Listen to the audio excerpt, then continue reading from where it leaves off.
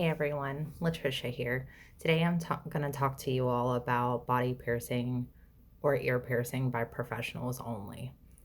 Over the years, the perception of body piercing has changed.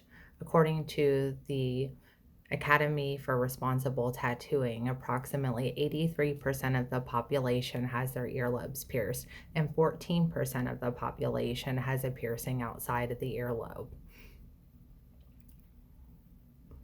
Another study shows that only 10 to 20% of women do not have their ears pierced. As it's becoming more widely accepted, I think it's really important to talk about where you get your ears pierced.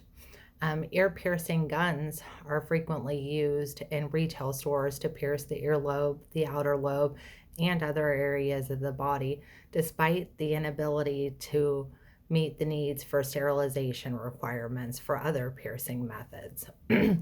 For example, if you go to a Walmart, Target, or Claire's, they're going to use a piercing gun for the service. They're going to have a person who's been trained by watching videos perform the procedure.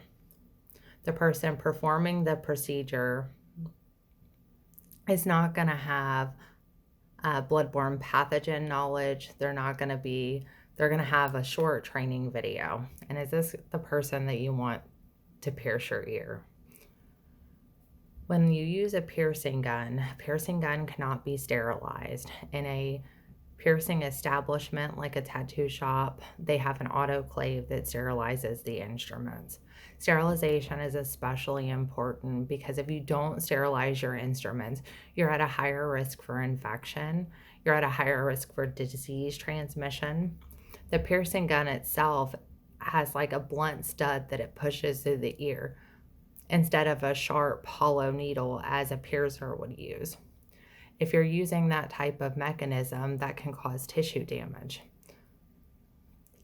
Also, in very severe cases, hospitalization can occur because infection can get in your blood, and people have ended up in the hospital with severe sepsis infections that are secondary to an ear piercing. Your tattoo shops are going to provide a clean, sterile environment. All of the tools that they use are autoclaved, and they have the proper tools for the piercing.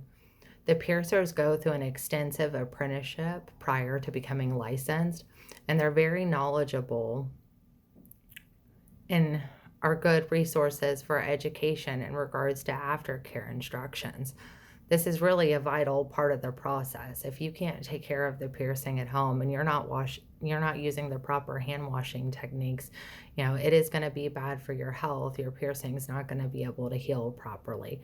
And the dirtiest thing that we have on our body is our hands.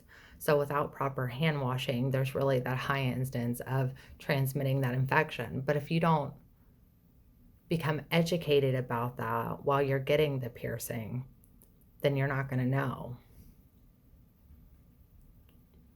Piercers are also available to help if there's any kind of issue. I mean, if you're to get it snagged on a towel or something like that, or to pull it out, or to rip or to tear it, you can call them immediately and they can help guide you through that process.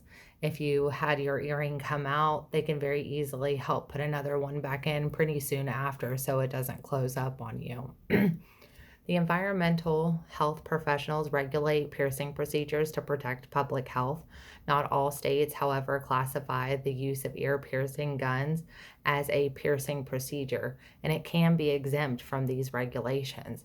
And this situation creates an environment that allows for insufficient hygiene standards that have been known to produce greater rates of infection, complications, and disease transmission.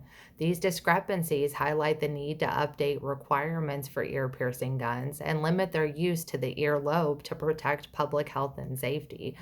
Overall, choosing a tattoo shop over a retail store is going to be the best decision to make if you would like a piercing. Thank you.